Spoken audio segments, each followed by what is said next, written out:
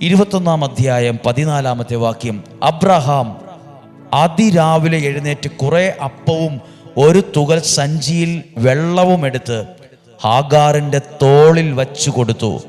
മകനെയും ഏൽപ്പിച്ചിട്ട് പറഞ്ഞയച്ചു. അവൾ അവിടെ നിന്ന് പോയി ബേർഷെബ മരുപ്രദേശത്ത് അലഞ്ഞ് തിരിഞ്ഞു നടന്നു. ഒരമ്മയും കുഞ്ഞും മരുഭൂമിയിൽ അലഞ്ഞ് തിരിഞ്ഞ് നടന്ന ഒരു സമയം. എല്ലാം കൊണ്ടും ജീവിതത്തിൽ പരാജയപ്പെട്ട ഒരു സമയം. ഇനി എങ്ങോട്ടെന്നറിയില്ല, എന്തു ചെയ്യണമെന്നും അറിയില്ല. എല്ലാം നമ്മൾക്കറിയാം.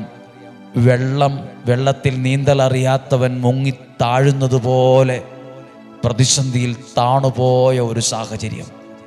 ആ സമയത്ത് 16 വാക്യം.